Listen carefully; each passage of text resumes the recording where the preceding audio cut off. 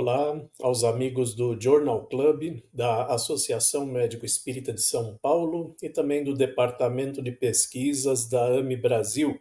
Eu sou Marcelo, seu anfitrião nessa atividade, e hoje estamos aqui para mais uma edição do Journal Club, onde nós trazemos sempre uma publicação recente em mídia relevante sobre algum dos temas que nos interessa, como a importância da espiritualidade, religiosidade na saúde, ou então fenômenos da consciência, sugestivos da sobrevivência após a morte, ou também as terapias espirituais ou espíritas.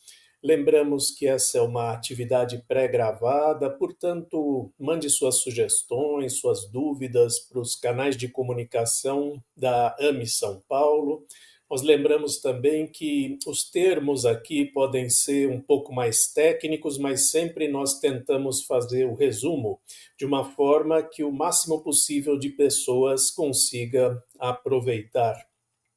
Hoje estamos aqui para discutir esse tema: apoio espiritual na abordagem integral em cuidados de saúde. Nós vamos discutir aqui um capítulo de livro. Normalmente nós trazemos artigos científicos publicados em revistas por pares, revisadas por pares, mas essa é uma exceção. Esse foi um artigo que eu escrevi para um livro que está disponível online gratuitamente, que chama Spiritual Support, o nome do capítulo, Spiritual Support as a Component of the Whole Approach in Healthcare. É um livro recente e que eu tentei fazer um resumo bastante compacto dos porquês e dos comos do apoio espiritual. Assim, pode servir como um passo inicial, um guia para quem está tentando introduzir isso no seu serviço.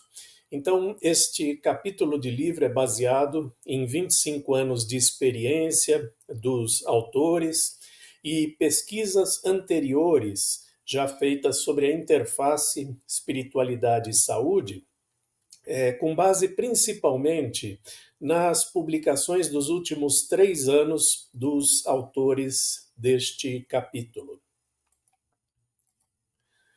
Como introdução, nós sabemos, e já vimos isso em outras edições do Journal Club, que os resultados de estudos científicos das últimas décadas, principalmente os últimos 30 anos, têm demonstrado estes fatos.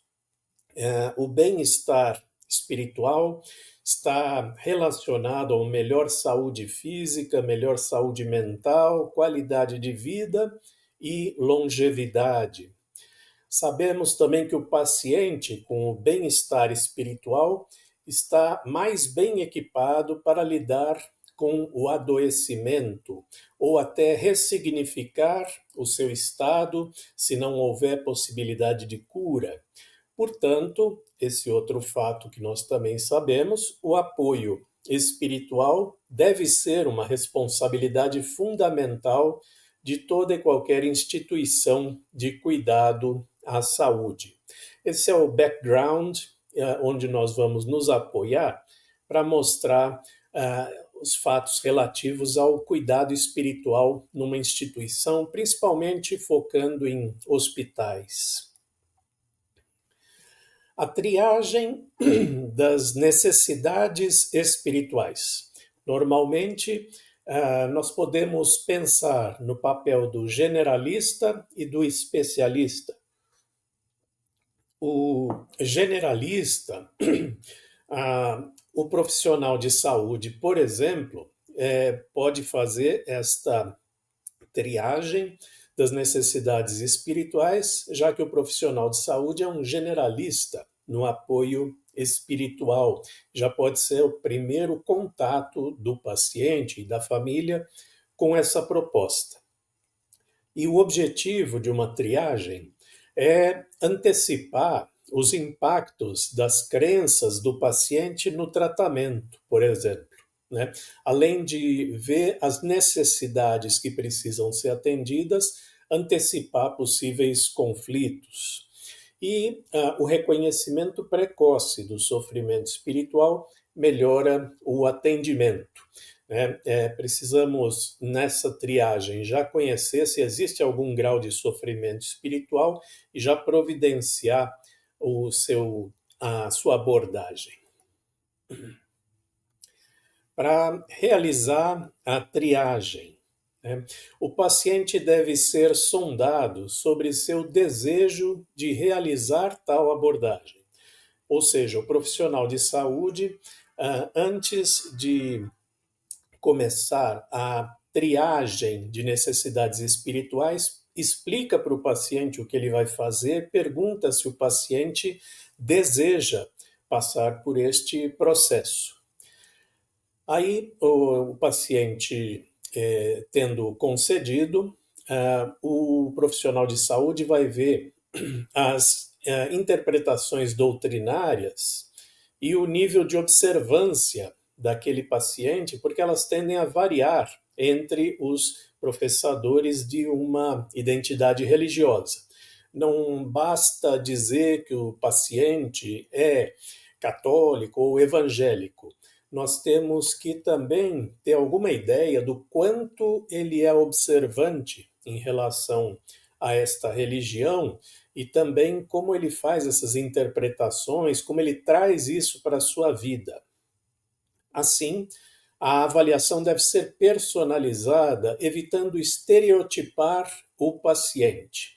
Porque senão, se a gente já vem com uma ideia pré-concebida, se estivermos diante, por exemplo, de um paciente judeu, já vou imaginar que ele vai ter necessidades alimentares obrigatoriamente e, eventualmente, ele não tem essas necessidades por não ser observante de preceitos alimentares. Então, individualização sempre. Usando escalas de triagem padronizadas. Existem muitas escalas que são ferramentas que minimizam barreiras como falta de conhecimento, falta de tempo, já que elas são bastante compactas. São ferramentas que devem ser conhecidas pelos profissionais de saúde e incentivadas pelas instituições que abrigam esses profissionais.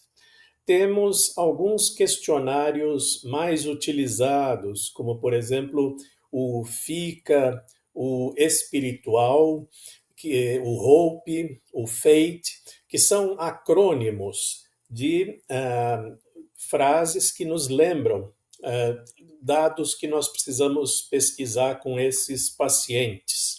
Então, eu cito um pouco dessas escalas e, particularmente, a primeira escala, o FICA, foi objeto de uma edição aqui do Journal Club.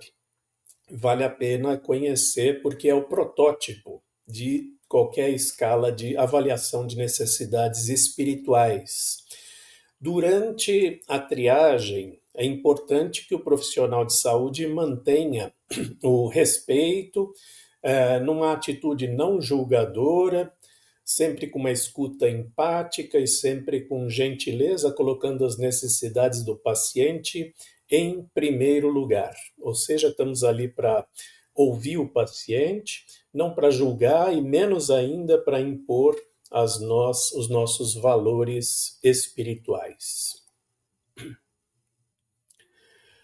Tendo feito a triagem, o profissional de saúde vai verificar se é possível e necessário, né, alguma adaptação das rotinas de tratamento. Porque no ambiente, principalmente hospitalar, existem algumas restrições, como restrições dietéticas, restrições de mobilidade, restrições por isolamento, por infecções. A mobilidade pode estar restrita pela presença de catéteres ou imobilizadores e impedindo, assim, a prática de algum ritual, de alguma oração, de alguma coisa que seja importante para o paciente. Então, essa dificuldade pode algumas vezes ser contornada com alguma criatividade, usando equivalentes, né? Flexibilizando um pouco, dentro do possível, essas restrições, deixando o paciente mais livre para as suas práticas e até com substitutos, por exemplo.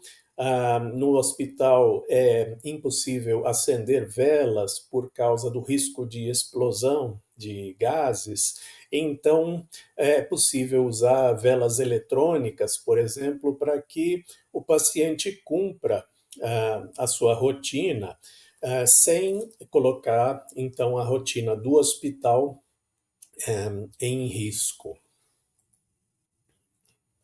Vantagens para a instituição de ter uma rotina de avaliação e respeito às necessidades espirituais dos pacientes. Os gestores de saúde precisam entender a importância do apoio espiritual. Entender para o paciente não só, mas entender a importância disso para o processo terapêutico e para a instituição em si. Assim, é possível criar essa infraestrutura, porque o gestor hospitalar vai estar muito preso a demandas de prioridades, né? De prioridades financeiras, prioridades de rotina, e vai dar menos atenção a essa questão do apoio espiritual. E assim, ele entendendo a importância disso, ele pode colocar esse apoio espiritual dentro de uma proposta de humanização da instituição e entender também que pode trazer benefícios para o próprio hospital. Por exemplo, quando os pacientes têm as suas necessidades reconhecidas e atendidas, eles reportam melhor experiência do tratamento e, às vezes, até maior a possibilidade de indicar essa instituição de saúde para outras pessoas. E também a criação dessa infraestrutura fortalece a missão da instituição de fornecer uma atenção abrangente à saúde. O gestor, então, compreendendo que isso tem vantagens para a instituição, que não é apenas algo bonito, mas ou edificante, mas também é algo produtivo que traz resultados terapêuticos, aí sim o investimento vai poder ser feito. Continuando aqui nas vantagens para a instituição, atualmente muitos hospitais estão buscando a acreditação de qualidade de órgãos como a Joint Commission International, e esses sistemas demandam que os serviços de saúde respeitem os valores e as atitudes espirituais, religiosas, culturais dos clientes.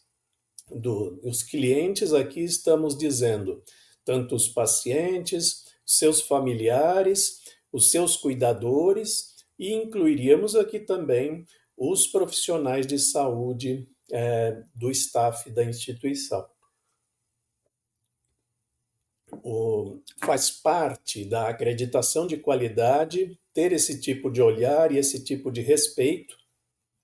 Então, qualquer instituição que busque uma acreditação vai precisar investir na sensibilidade cultural e em valores espirituais dos clientes. Existem ainda muitos desafios para a instituição. A competição com outras prioridades assistenciais cria restrições de tempo, de espaço e restrições financeiras também. Muitas outras prioridades estão em jogo aqui, competindo por recursos financeiros, competindo pelo tempo dos profissionais de saúde, competindo por espaço, né? Porque existe a necessidade de alguma privacidade para que as necessidades espirituais possam ser conhecidas e atendidas. Essa é uma rotina nas instituições de saúde, ter essa competição de prioridades. As normas seculares, a separação entre Estado e religião, normas seculares do hospital, contribuem para a relutância em se envolver com espiritualidade. Mas isso é facilmente contornável quando nós entendemos que respeitar os valores religiosos espirituais dos clientes não significa quebrar a laicidade da instituição, a secularidade do Estado. A equipe de saúde pode enfrentar preconceito de colegas ou de superiores. Se alguém tenta se engajar sozinho, sem o apoio da instituição, na questão de atendimento das necessidades espirituais dos pacientes, este profissional de saúde pode não ser entendido e pode enfrentar até algumas barreiras. Portanto, sempre é importante que essas iniciativas de reconhecimento e atendimento das necessidades espirituais estejam dentro de algum programa de humanização abraçado pela instituição. Aqui também vem algumas soluções para a instituição. Fomentar a confiança da equipe para que esses indivíduos possam prestar cuidado que atenda às necessidades espirituais. Fomentar a confiança é dizer que a instituição está com eles, a instituição reconhece que isso é importante e a instituição vai municiar os profissionais com as ferramentas, com as escalas, com o tempo necessário, com o treinamento para a execução desse tipo de apoio. E, apesar dos desafios, sempre é crucial reconhecer aspectos culturais e respeitar as crenças dos pacientes. É algo que vale a pena, traz benefícios para a relação entre o clínico e o paciente, traz benefícios para a instituição e traz desfechos melhores para o tratamento. Outra coisa importante é cuidar de quem cuida, né? O apoio espiritual deve ser não apenas aos pacientes, aos seus familiares, mas também aos profissionais de saúde.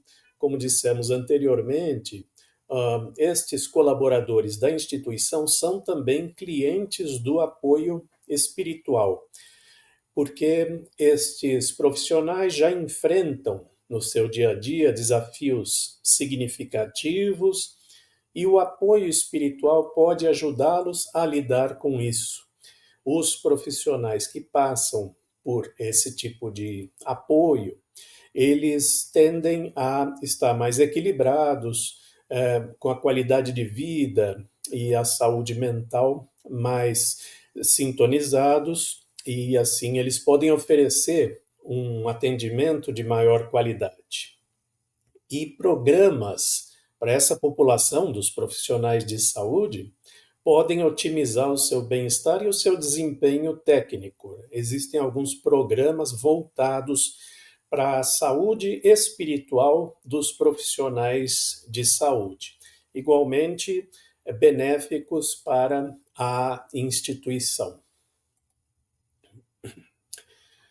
Apoio espiritual para diferentes crenças. Nas últimas décadas, essa questão do apoio a essas necessidades especiais migrou, né, do apoio religioso propriamente oferecido por um ministro de uma congregação de fé para atender às necessidades espirituais das mais diferentes demandas, das mais diferentes identidades religiosas.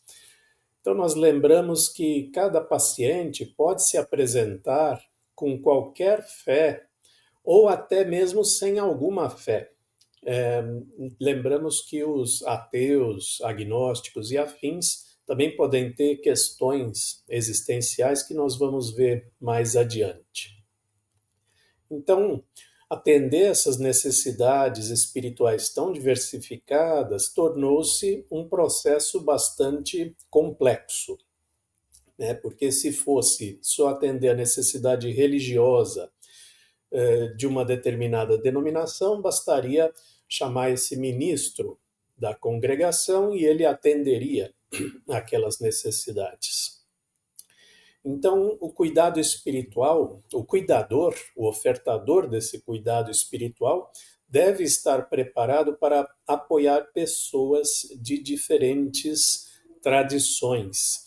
Então, ele deve ter um conhecimento também sobre características de outras religiões, também uma experiência para ele saber até onde ele pode chegar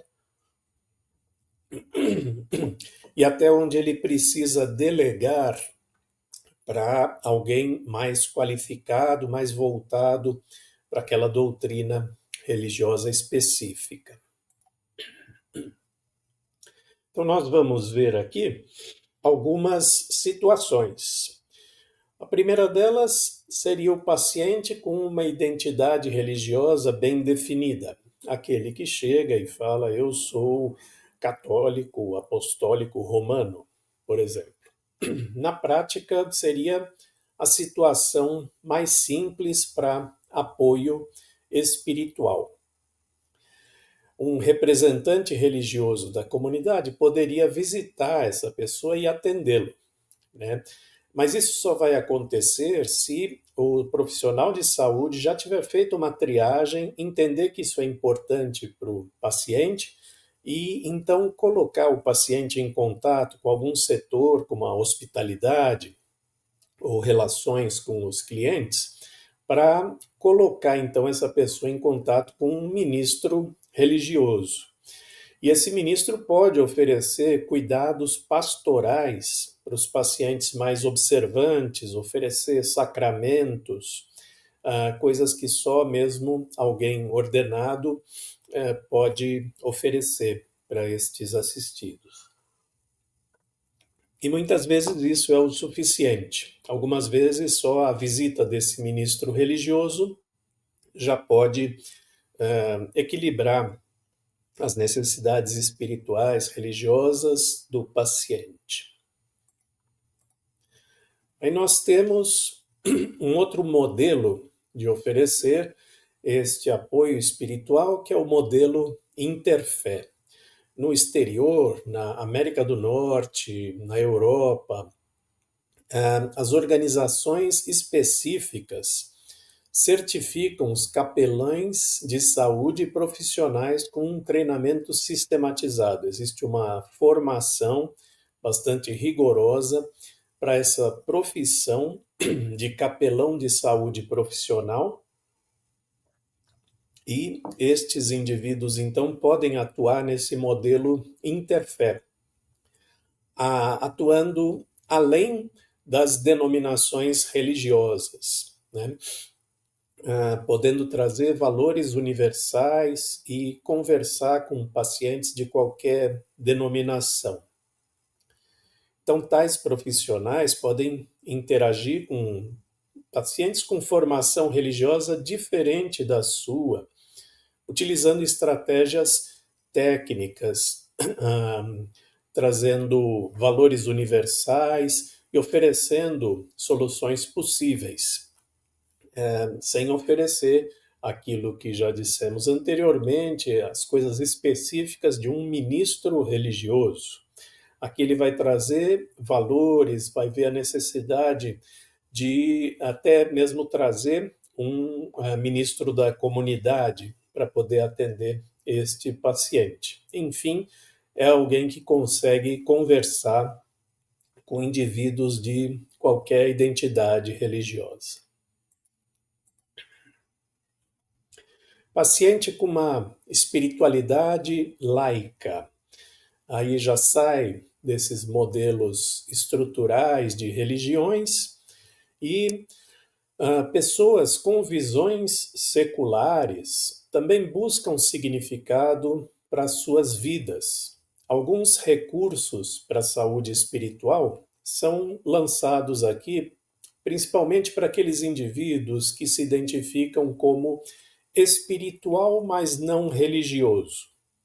Essa é uma denominação mais recente que vem ganhando corpo, onde o indivíduo não declara uma religião, mas se diz espiritual.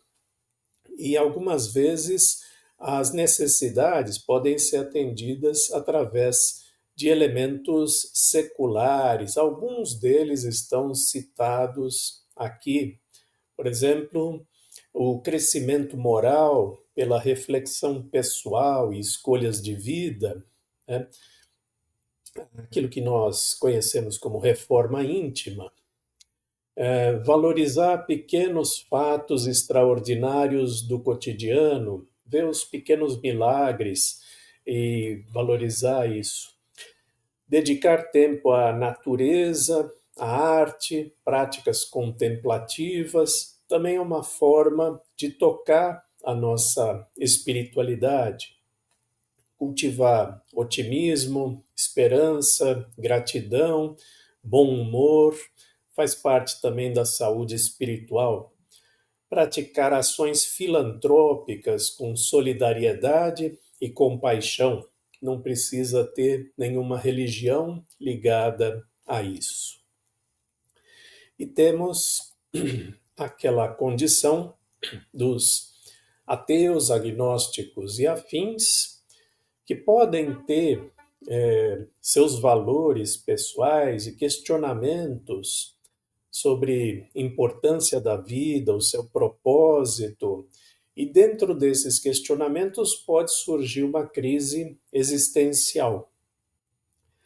Pode-se cultivar, então, um bem-estar espiritual de alguém que não está ligado a qualquer religião, por elementos não religiosos, como já citamos anteriormente, o raciocínio filosófico, né, o conforto trazido pela lógica da filosofia do que é um bom viver, ou formas laicas de meditação, uma delas é o MBSR, que é a meditação da atenção plena, também bastante estudada e bastante difundida por ser bem estruturada.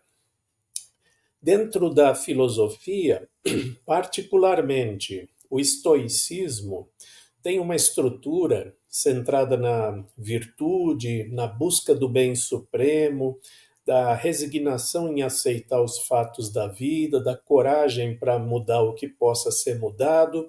Então, é uma corrente filosófica, o estoicismo, que pode ser particularmente interessante. Inclusive, vem sendo usada nos Estados Unidos como algo para melhorar a prontidão espiritual de militares, né? Num modelo laico, não tendo a ver com religião. Áreas de atenção. É necessário prestar atenção a essas situações em que o apoio espiritual é crucial. O apoio espiritual, então, é algo importante em qualquer situação e deve ser uma rotina, mas nessas situações, particularmente, são críticas às necessidades espirituais e a necessidade de um entendimento e de um engajamento maior da instituição. Temos aqui a religiosidade com impacto negativo, e nós vamos falar de cada uma delas a seguir. O conflito entre valores religiosos e decisões clínicas, a crença obstinada em um milagre e a insensibilidade cultural por parte de profissionais de saúde e da própria instituição. Vamos ver em detalhes estas situações. Religiosidade trazendo impacto negativo. A gente sabe que os ditames de um sistema de crenças qualquer estão abertos a interpretações individuais.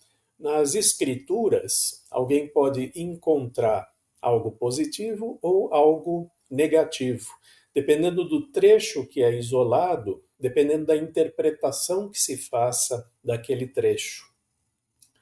Então, quando o paciente está doente, numa situação delicada, as expectativas desse paciente podem não corresponder aos resultados.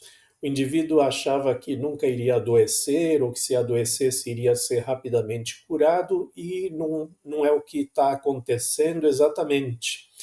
Então, este indivíduo pode sentir angústia, desorientação, já que os seus valores religiosos estão sendo postos à prova. E este sofrimento espiritual pode agravar o estresse, prejudicando o equilíbrio psicológico. Ele pode achar que está sendo punido por Deus, que foi abandonado por Deus, ou coisa parecida, ou até imaginar que fez as coisas erradas a vida inteira. Isso demanda uma atenção dos profissionais de saúde, algumas vezes necessitando de intervenção de um ministro religioso, de uma autoridade doutrinária que possa orientar esse paciente.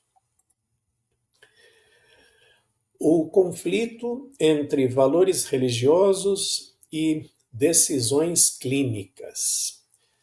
Em casos extremos, aquilo que nós vimos anteriormente, das interpretações religiosas, isso pode levar à recusa de tratamentos em situações críticas. O exemplo mais conhecido é a recusa de sangue e derivados pelas testemunhas de Jeová, mas outras atividades também podem ser bloqueadas por algum ditame religioso de outra natureza. E aí, tal autonomia de consciência acaba representando um desafio até jurídico, né? O profissional de saúde precisa oferecer o melhor tratamento e tentando preservar a vida do paciente, mas tem que respeitar ao mesmo tempo a autonomia do sistema de crenças, da cultura daquele assistido. E aí, o problema ainda se agrava quando decisões têm que ser tomadas por familiares ou representantes legais, já que podemos ter familiares de denominações diferentes entre si ou diferentes do próprio paciente, quando o paciente não pode tomar decisões por conta própria. Aí sim é necessário consultar a legislação. Recentemente, o Supremo Tribunal Federal emitiu um parecer sobre a possibilidade dos testemunhas de Jeová recusarem sangues e derivados, mesmo em situações críticas, e também juntando a isso autoridades religiosas que possam esclarecer para o paciente e mesmo para a equipe a natureza desse tipo de conduta. A crença obstinada em um milagre. Aquele paciente que está esperando pelo milagre da cura pela fé. Normalmente isso não teria problema, mas ela se torna danosa se for uma forma de negação disfarçada em esperança, né? Ou seja, o indivíduo está negando a realidade da sua condição em que não existe uma cura esperada, e ele disfarça isso como esperança e fica vinculando a um milagre. Essa crença pode gerar conflito ao interferir na tomada de decisões clínicas, né? Por exemplo, alguém que acha que vai ser curado pela fé pode decidir suspender os medicamentos ou não realizar uma cirurgia, imaginando que Deus vai recompensá-lo por se entregar a Ele totalmente. Então, nesses casos em que existe conflito entre a atitude clínica e a decisão do paciente, a intermediação por uma autoridade religiosa pode ser fundamental para esclarecer essa questão para o paciente e talvez convencê-lo a conciliar o tratamento convencional com o seu sistema de crenças. E a insensibilidade cultural que pode surgir dos próprios profissionais de saúde. Informações clínicas mal transmitidas podem eventualmente ofender ou confundir o paciente e a família. Então, o diálogo aberto pode ajudar a dissipar esses mal-entendidos que possam afetar o tratamento, porque é disso que se trata, mal-entendidos, né? Uma comunicação truncada, que pode levar a conclusões erradas. A intermediação de um líder religioso, trazendo o lado da religião, juntamente com um profissional de saúde, trazendo o lado clínico, né, pode ser importante nesses casos. Esse foi a apresentação do conteúdo desse capítulo, que está aberto, disponível para todos lerem. A conclusão desse nosso encontro é que, apesar dos desafios, a abordagem à saúde espiritual enriquece os cuidados de saúde. Tem um custo financeiro, tem um custo de tempo, tem um custo de energia, mas tudo isso se paga quando as coisas andam bem e o tratamento é expandido, trazendo o melhor para o paciente. Importante sempre, ao oferecer esse tipo de abordagem, manter a mente aberta, fazer uma triagem cuidadosa e sempre com uma abordagem compassiva. O papel do profissional de saúde é fornecer sempre as melhores opções sem impor os seus valores, e algumas vezes o profissional de saúde também precisa entender que o que ele acha melhor clinicamente, o que está validado pela ciência, algumas vezes não é o que o paciente acha melhor para si, dentro da sua religião, dentro da sua cultura, e o profissional de saúde precisa pré-trabalhar esse tipo de frustração para não forçar alguma decisão para os pacientes. Esta é a mensagem que trouxemos nesta edição do Journal Club. Lembramos ainda que essa é uma edição pré-gravada, portanto, mande as suas dúvidas, as suas sugestões para os canais de comunicação da AME São Paulo e até a próxima edição. Fiquemos todos em paz.